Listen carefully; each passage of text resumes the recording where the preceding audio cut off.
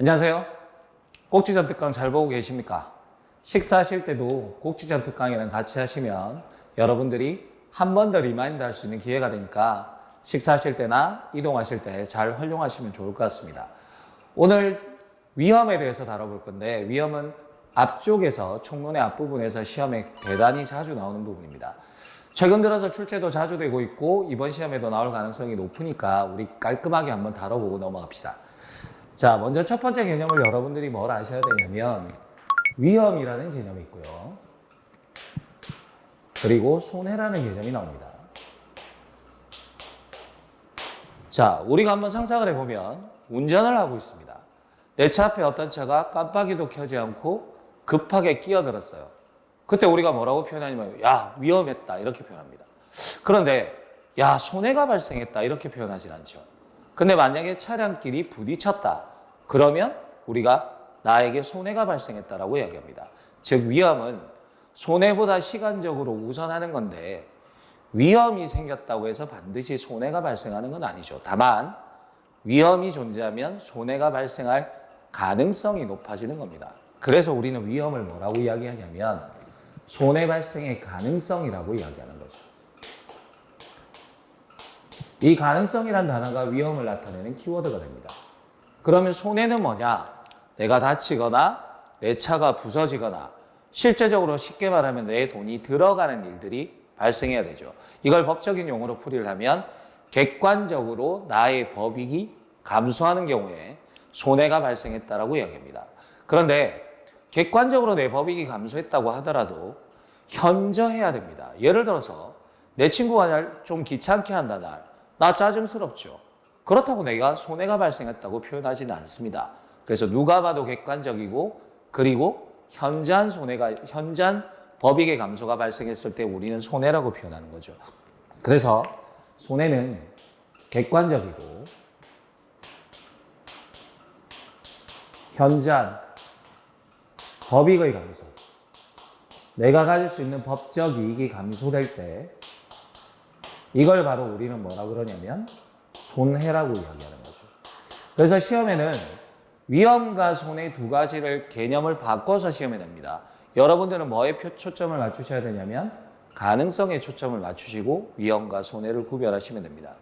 여기서 위험 파트에서 또 중요한 것들은 뭐냐면 경찰이 위험을 인식하는 과정에서 문제가 있냐 없냐가 시험에 자주 출제되는데 방금 제가 뭐라고 말씀드렸냐면 인식이라고 이야기를 했죠. 즉 실제적으로 위험이 존재하냐 존재하지 않느냐는 중요하지 않습니다. 경찰관이 이 상황에서의 위험의 존재 여부를 머리로 받아들이는 것에 문제가 있었나 없었나 그걸 가지고서 구별하는 문제들이 나오게 됩니다. 우리가 경찰의 위험에 대한 인식과 관련해서는 세 가지가 문제가 되는 거죠. 첫 번째가 뭐냐면 외관적 위험입니다. 자, 외관적 위험이란 건 외관, 모양, 외형, 외모 이런 이야기죠.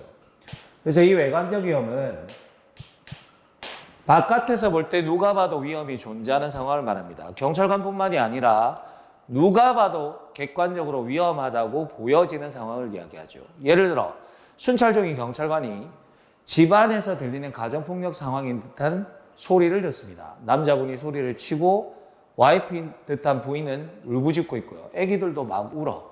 그런데 바깥에서 보니까 잘 보이지 않는다고요. 그래서 베란다 유리창문을 깨고 들어가 봅니다. 이건 누가 봐도 위험한 상황이 맞죠. 근데 실제로는 나이가 드신 어르신이 소파에 앉으셔서 드라마를 보고 계신데 경찰관이 바깥에서 들었던 내용은 드라마의 내용이었어요. 위험은 실제로 존재하지 않죠.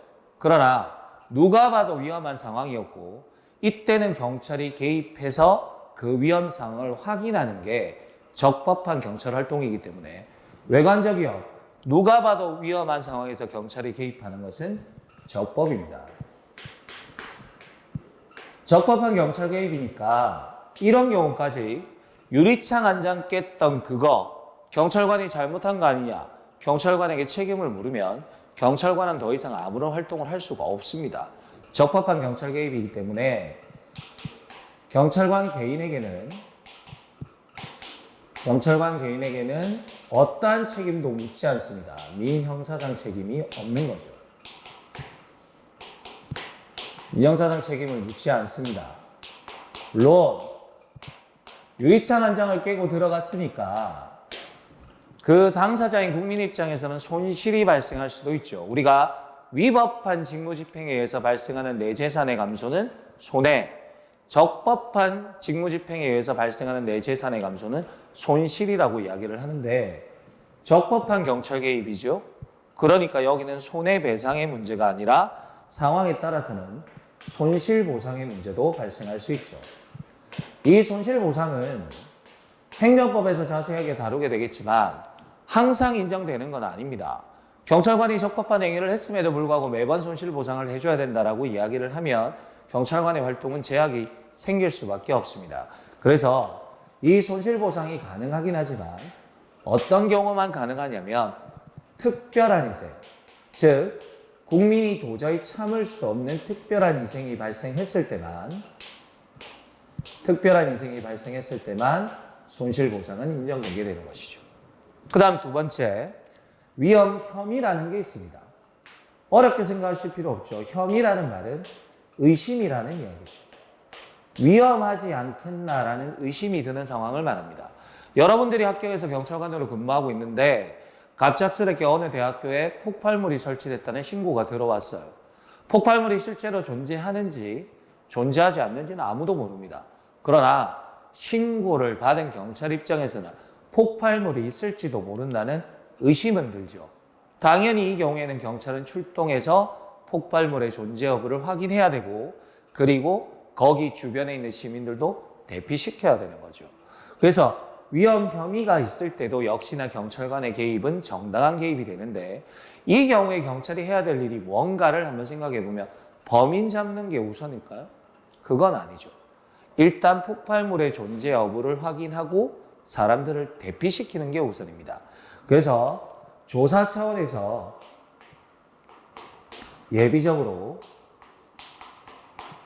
예비적 조사 차원의 개입, 폭발물이 있나 없나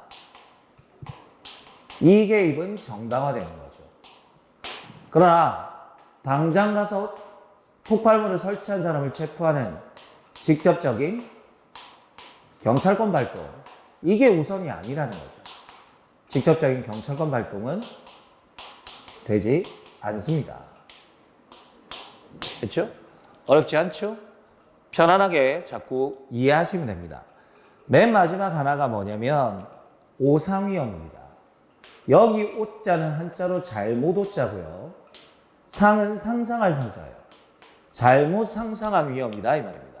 어느 누구도 위험하다고 생각하지 않습니다. 실제로 위험도 존재하지 않지만 어느 누구도 위험한 상황이 아닌데 경찰관이 잘못 판단한 거죠.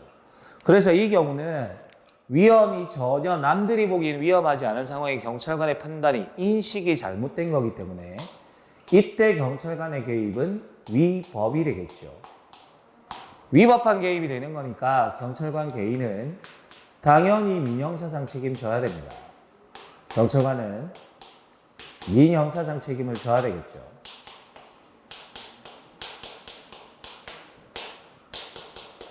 그 다음 아까 이야기했던 것처럼 적법할 때는 손실보상, 위법할 때는 손해배상이라고 했으니까 위법한 경찰 개입이죠. 따라서 이걸 우리는 뭐라 부르냐면 이 경우에는 국가의 국가배상 문제가 발생할 여지가 생기게 되는 겁니다. 이렇게 정리하시면 되죠. 자, 여기서 이 세 가지를 구별해 봤을 때 위의 두 가지 외관적 위험과 위험 혐의는 경찰관의 인식에 잘못이 없었습니다. 반대로 오상위험은 경찰관이 잘못 인식한 거죠. 그래서 이 외관적 위험과 위험 혐의에 대해서는 반드시 무슨 단어가 등장하게 되냐면 사려 깊은 판단. 사려라는 말이 생각이라는 이야기죠. 생각을 깊게 해보고 생각에 잘못이 없이 판단했다라는 건 외관적 위험과 위험 혐의에 적용되는 이야기예요. 그래서 사려 깊은 판단이라는 이야기가 시험 지문에 등장하면 여러분들은 머릿속에서 오상위험을 지워야 됩니다. 그러면 출제위원들은 외관적 위험, 오상위험과 사려 깊은 판단을 붙여서 틀린 지문으로 많이 내겠죠. 그 다음 또 하나 이 오상위험은 다른 말로는 뭐라고 부르냐면 추정적 위험이라고 부릅니다. 추정적 위험. 추정적 위험이라고 부르고 우리가 알고 있는 구체적 위험과 추상적 위험과는 다른 이야기예요. 그래서 항상 보면 시험 지문에 이걸 추상적 위험이라고 만들어내긴 하는데 추상적 위험은 구체적 위험에 반대되는 개념이니까 이 부분 조심해서 보셔야 됩니다. 자, 이렇게 정리하시면 외관적 위험과 위험, 혐의, 오상 위험, 경찰의 위험에 대한 인식을 전반적으로 정리한 겁니다.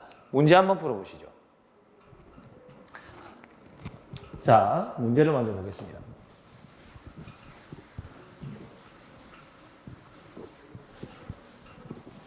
자, 경찰의 임무를 공공의 안녕과 질서에 대한 위험의 방지라고 정의할 때 위험에 대한 설명을 물어보는 겁니다. 자, 첫 번째, 위험은 보호받는 개인 또는 공동의 법익에 대한 정상적 상태의 객관적 감소를 뜻한다. 아까 제가 뭐라고 이야기했냐면 위험에 관한 설명이 나오면 키워드가 하나 있다라고 이야기했죠. 바로 가능성입니다. 가능성. 그런데 이 지문에 보면 손해 발생의 가능성이라는 뜻은 없고 법익에 대한 객관적 감소라고 나와 있죠. 결론적으로 무슨 이야기야? 쉽게 말하면 내 차가 부서졌다는 이야기죠. 내가 다쳤다는 이야기입니다. 그러면 1번 지문은 위험에 대한 설명이 아니라 손해에 대한 설명이었죠. 그래서 1번 지문은 틀린 지문이 되는 거죠. 그 다음 2번으로 갑시다. 위험에 대한 인식이라고 나와 있습니다. 방금 우리가 설명했던 것처럼 위험의 실제 존재 여부는 중요하지 않아요. 경찰관이 그 위험을 인식하는데 머리로 판단하는데 잘못이 있냐 없냐만 볼 겁니다. 첫 번째, 외관적 위험이 있었다. 그죠? 위험 혐의 있었습니다. 세 번째가 뭐였냐면 오상위험이었는데 오상위험의 같은 말은 추정적 위험이라고 이야기했죠. 그런데 여기는 보면 추상적 위험. 방금 말씀드린 대로 지문은 이렇게 틀린 지문으로 나온다고요. 이 추상적 위험은 구체적 위험에 대비되는 개념이니까 아니죠. 뭘로 바꿔야 된다? 추정적 위험으로 바뀌어야 맞는 이야기죠. 2번 지문도 역시나 틀린 지문이 됩니다. 다음 3번과 4번 지문으로 가봅시다. 다시 3번에 가봅시다. 위험 혐의. 위험 혐의라는 말이 등장하면 여러분들 머릿속에서 폭발물이 설치됐구나 라고 생각하시면 되겠죠. 경찰이 의무에 합당한 사려 깊은 판단. 제가 사려 깊은 판단이라는 말이 나오면 외관적 위험과 위험 혐의 두 가지만 생각하시고 오상 위험은 머릿속에서 지우라고 이야기했죠. 그러면 위험 혐의와 사려 깊은 판단은 두 가지가 연결이 되는 거 맞죠? 그리고 실제 위험의 가능성은 예측되나 폭발물이 설치됐다는 신고를 받았으니까 실제 위험의 가능성은 예측이 되는 거죠. 그러나 실제 폭발물이 있는지 없는지는 모르잖아요. 불확실한 경우를 말한다라고 이야기를 했으니까 3번 지문은 맞는 이야기가 되겠죠. 4번 지문으로 갑시다. 외관적 위험이라는 말이 등장합니다. 누가 봐도 위험한 상황이죠. 경찰의 개입은 적법하다라고 이야기를 했습니다. 경찰권 발동은 경찰상 위험에 해당하는 적법한 개입이므로 맞죠? 그리고 경찰관 개인에게는 민형사상 책임을 물을 수가 없습니다. 그런데 아까 이야기했던 것처럼 특별한 희생이 있는 경우에는 국가의 손실보상 책임도 발생할 여지가 있다라고 이야기했잖아. 마지막에 보시죠. 국가의 손실보상 책임도 발생하지 않는다. 틀렸잖아요. 발생할 가능성은 있습니다. 그래서 4번 지문도 틀린 지문이 되는 거죠. 따라서 이 문제의 답은 3번이 되는 겁니다. 방금 정리해 드린 대로 제가 정리한 내용만 정확하게 정리하시고 들어가시면 이런 문제 여러분들에게 충분히 점수를 줄 수 있는 문제니까 정확하게 정리하시고 이런 문제들을 접하시면 될 것 같습니다.